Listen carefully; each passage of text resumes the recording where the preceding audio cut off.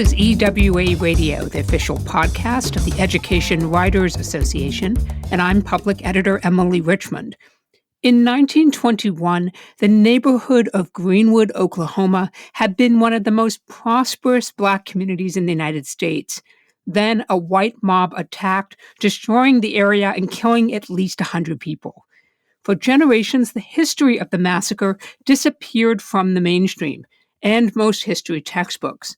Joining us today is Nuria Martinez-Keel, who covers statewide education issues for the Oklahoman. We're going to talk about what Sooner State students are now being taught about one of the worst episodes of racial violence in the nation's history. We're also going to discuss latest on a simmering culture war around how certain issues about race are being taught in public schools. Nuria, welcome to EWA Radio. Thanks. I'm happy to be here. You grew up in Tulsa. How much did you know about the history of the Race Massacre before this story was assigned to you? I had been educated on the history of that event, not in school. My experience of not learning about the Tulsa Race Massacre in school was pretty similar to a lot of Oklahomans. The reason I learned about it was my mom actually took me to a documentary screening when I was about 11 or 12. And that was the first time I ever learned about it. And that was the first time she ever learned about it. She was also born and raised in Tulsa. And so that was kind of my understanding and learning of it. But unfortunately, like many Oklahomans, I did not learn about it in school. I want to point out that you and your mom are in some interesting company. The current Tulsa superintendent, Deborah, she attended Tulsa schools her entire K-12 career. She's in her 50s now, and she says she was never taught about the massacre. Exactly. Yeah, I spoke about that exact same thing with her as well. I believe she told me she attended Tulsa public schools from kindergarten all the way through her senior year of high school, and she didn't learn about it until she was a teacher in Florida as an adult, and someone had brought it up to her in conversation, assuming that because she was from Tulsa that she knew what it was and knew what happened. And she said, I should have known about it, but I didn't. And so she looked it up after that, and that was how she found out about it. So she was out of state, well into adulthood, and still hadn't learned about it either. And we want to make clear that you're definitely not outliers. You did a survey, didn't you? Yeah, I was actually really surprised how many people responded. We put out a survey just asking folks, did you ever receive a lesson about the Tulsa Race Massacre in your K through 12 public school? And some people from private schools also responded, but the majority was folks who attended public schools of all generations. And the resounding answer was no. I believe it was 83% of the 300 respondents, most of whom were from Oklahoma, said that they had not learned about the Tulsa Race Massacre in school. Well, let's presume for now that some of our listeners also did not learn about this in school. I certainly didn't, and perhaps have not had an opportunity to catch up on the materials, whether with the centennial now or just because of some curious interest. Tell us a little bit about Greenwood and what happened. So Greenwood was a neighborhood in North Tulsa. It was an area in which Black residents of the city were allowed to live, and they really built up that part of town. It became an area of affluence that was honestly really rare for Black Americans at that time. I believe it was about 36 square blocks full of businesses, homes, a hospital, a library, 2 theaters, and there was even a renowned African-American surgeon living in that area. It really came to prominence, and that appeared to cause a lot of resentment in the white part of town. And the catalyst in 1921 for the Race Massacre was a 19-year-old Black boy had some kind of encounter with a white teenage girl in an elevator in downtown Tulsa. Exactly what happened between the two of them has always been up for dispute ever since it happened. But many believe that he maybe stepped on her foot, bumped into her accidentally, and she screamed. And basically, he was later arrested. And a lot of residents of Greenwood had reason to believe that he would be lynched because there was a white mob rumors had spread that he had raped this white teenage girl. And so a white mob had gathered outside of the Tulsa County Jail. And there were some Black World War I veterans who went to defend him.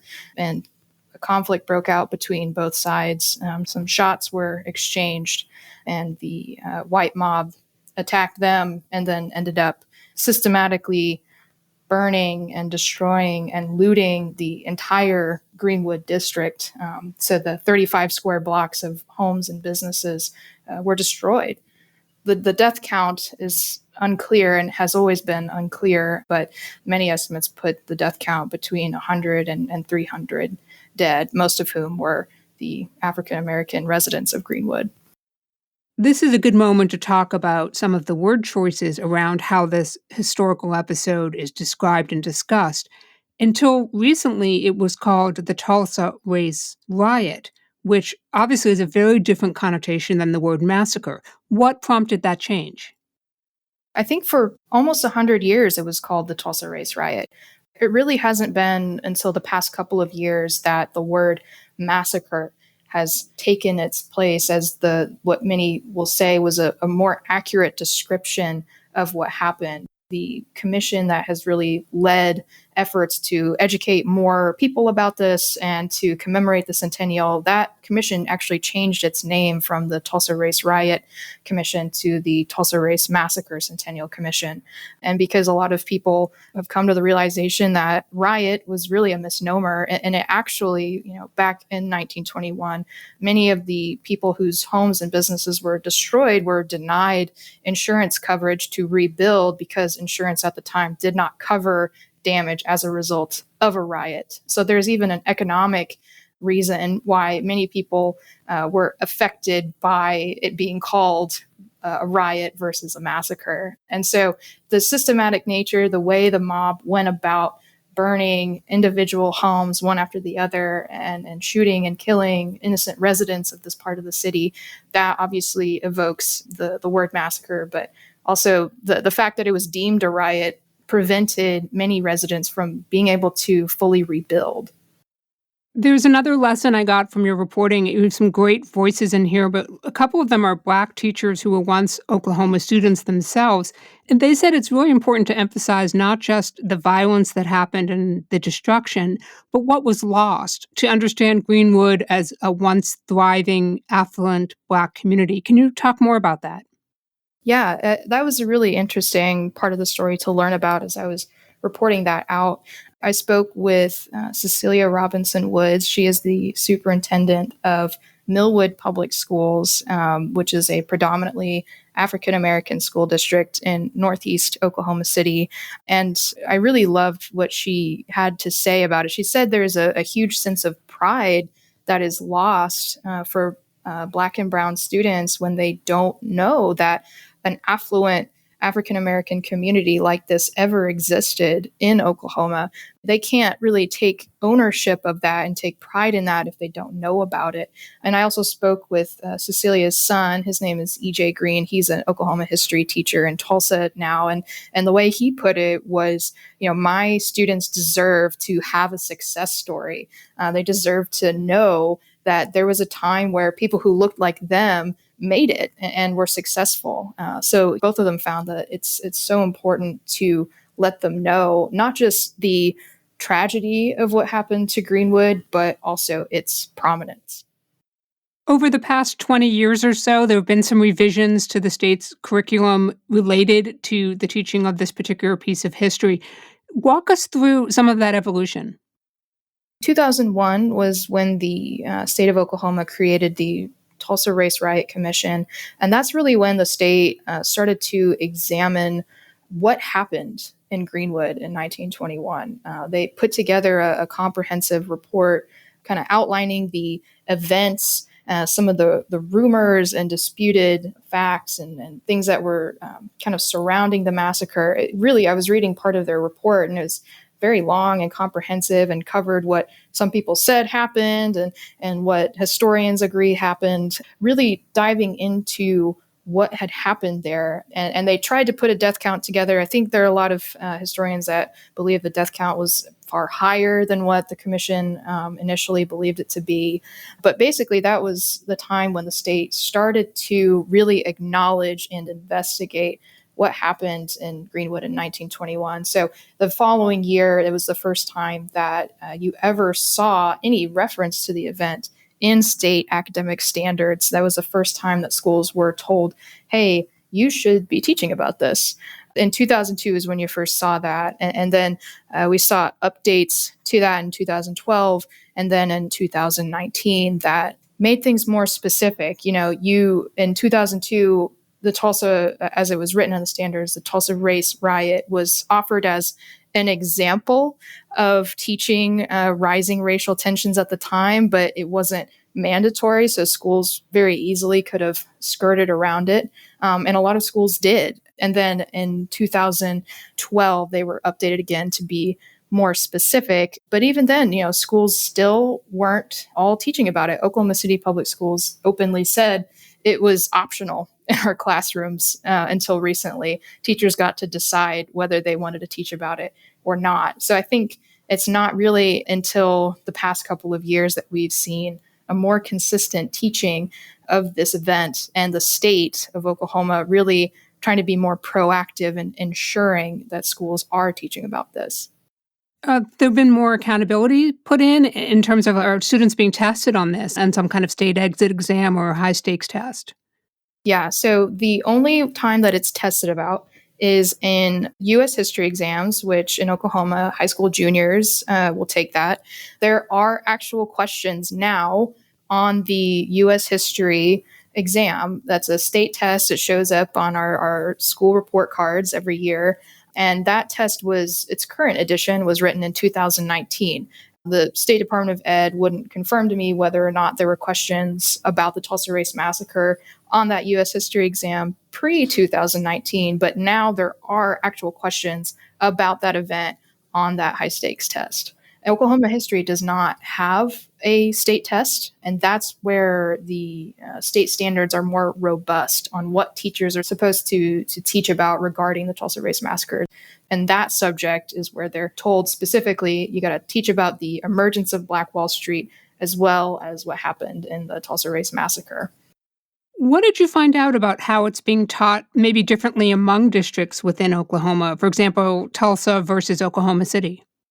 I would say they're pretty similar now. OKCPS and TPS teach about it in 3rd, 6th, and 11th grade in OKCPS, and Tulsa Public Schools also teaches about it in the elementary, middle, and high school level. So I think they're pretty aligned there on the grade levels that they're first introducing this information.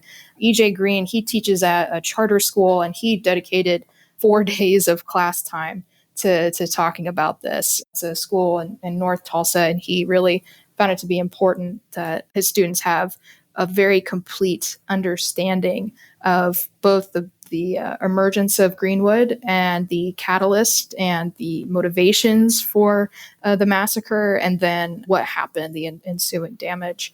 I would say schools are, at least in Tulsa and OKC, are fairly aligned in how they're teaching about this. And in the past, they were fairly aligned in that they did not teach about it. As a former Tulsa Public School student myself, I did not learn about it in school. And I spoke with former OKCPS students who said the exact same thing. Was this a difficult story to source? No, not at all. A lot of people are really interested in this, first of all. And then I think there's kind of a shared outrage among a lot of Oklahomans that they never learned about this in school. There are so many that said, how could I not know about this? How could I not learn about this? There are so many people that are so willing to share the story of how they learned about it because it wasn't in a classroom. So this was not difficult to source at all. I think a lot of people were eager to share their experiences with this.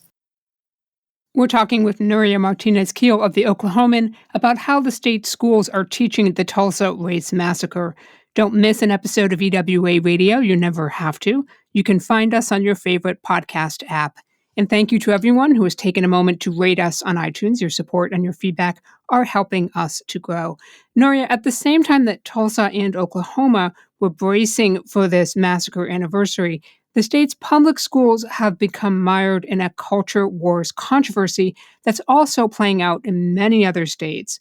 Let's talk a little bit about what critical race theory is.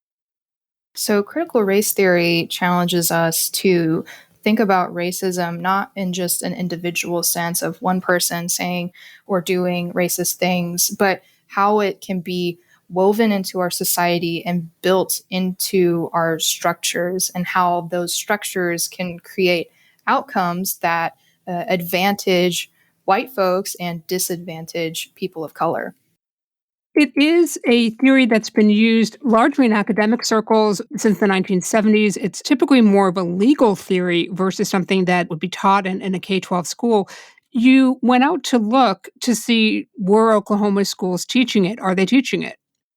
So, a colleague and I specifically asked the State Department of Education, do you know of any schools teaching about this? Have you ever received any complaints about schools teaching this?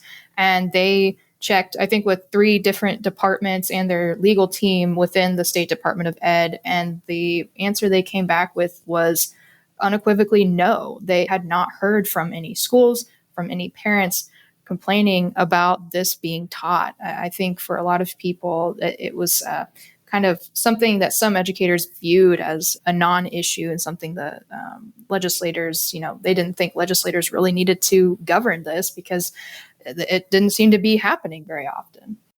Well, you quoted the Oklahoma City superintendent as calling the legislation a solution for a problem that doesn't exist. Well, that may be true, but now a law exists, doesn't it? Right. Yeah. And that law, it doesn't explicitly ban critical race theory, but I think lawmakers who were supporting this bill and other supporters of this bill were saying, we don't want critical race theory in our schools, and we view this as the bill that will do the job. So, although it doesn't explicitly ban critical race theory, the people supporting this bill in the legislature brought forth that theory as something that they wanted to not see being taught in schools. Earlier in our conversation, you mentioned the state's Centennial Commission for the Race Massacre. After Oklahoma Governor Kevin Stitt signed that legislation banning the teaching of certain concepts about race, they took the unusual step of removing him from their group. What was the reasoning there? So the governor had a ceremonial seat on the Tulsa Race Massacre Commission. I'm not really sure how involved he was in the day-to-day operations of that commission and getting ready for the centennial. But basically, with the emergence of House Bill 1775, the members of the Tulsa Race Massacre Centennial Commission reached out to the governor in advance and urged him not to sign this bill. And then he did. And so they sent him a letter after he signed that bill, basically saying, "We told you not to sign this bill. We told you we found it harmful and not constructive to what we're trying to do as a commission, and then you signed it. And so we will interpret you signing that bill as your resignation from this commission." And the governor said he found that disappointing, but he was removed from the commission's membership. What I thought was sort of interesting is, who's behind this legislation, what their motivation is, what their argument is. Does it feel like it is grassroots within Oklahoma, or are there pressures coming from outside the state? I would say it's a little bit of both. So originally, House Bill 1775 was about something completely different. And midway through the legislative session, it was rewritten to a closer version of what eventually passed into law. Now, that said, there was a bill introduced at the beginning of session that would have more explicitly banned critical race theory. But from what I've come to understand is that bill is kind of a mess, didn't go very far. And then this other bill, House Bill 1775, was rewritten. And it's awfully similar to bills found in other states. So you could maybe connect the dots that there was some influence or inspiration taken from similar legislation elsewhere. But, also being in contact with the governor's office, there were quite a few parents and even some teachers who reached out to the governor's office saying, "Hey, this critical race theory thing, we're against it. We don't want it in our schools. I'm afraid my first grader is going to be taught that they're, inherently racist and they're going to be confused about that. So there have been quite a few people, I think it was about 2,000 people that reached out to the governor's office in the first week of May, right before he signed the bill, who were supportive of it. So there has been some local support, and, it's just reflective of laws that we've seen go through legislatures elsewhere. When you talked with people for this story, did you have a sense that they had a clear understanding of what critical race theory actually is? I think there is kind of a straw man created with critical race theory labeled on the front, and there is a widespread lack of understanding of what it is. And basically on both sides, I would say there are a lot of people against this bill that were saying that this would ban the teaching of the Tulsa Race Massacre, saying that House Bill 1775 will stop schools from teaching about it altogether. That also isn't true. Basically, what the bill does, at least for K-12 schools, this is what the governor always points to, is it prohibits schools from teaching that one race or sex is inherently superior to another. And then the part that I think more closely connects to critical race theory is prohibiting schools from teaching that any individual bears responsibility for actions committed in the past by members of the same race or sex, or that they should feel discomfort or guilt for what people who look like them did in the past. And so I think it's important to know what's within the bill, but also what message it sends to teachers and schools. I think the real fear that people have and that educators have said is that it could maybe make teachers kind of skittish to talk about race in general because they're afraid they're going to break the law. But I think just seeing messages from parents, they just want to keep, especially elementary age kids, they just don't want their children anywhere near that, at least some of them. As you mentioned, this kind of legislation is cropping up in a lot of different states. What advice do you have for other education reporters who may be covering it when it's put up for a vote? Definitely make sure that, you include what critical race theory actually is. I think, like I said earlier, I see it more and more being treated as kind of this boogeyman, and, there are a lot of academics who would say, no, this is what critical race theory is. It's just looking at it in a structural sense instead of one person saying or doing something racist and how it affects society as a whole. So I would say make sure to include that important context, that, what it truly is. And I would say if someone wants to portray it as a straw man, make sure to challenge that with the true definition. I think that's great advice. And, just like we've learned to hit F1 on our keyboard whenever we write about charter schools or the Common Core state standards, to just have clear phrasing on what it is and what it isn't, I think that's an important part of education journalism. Yeah, I would agree.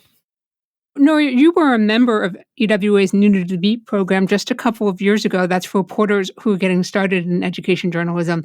So what do you know now that you didn't know then?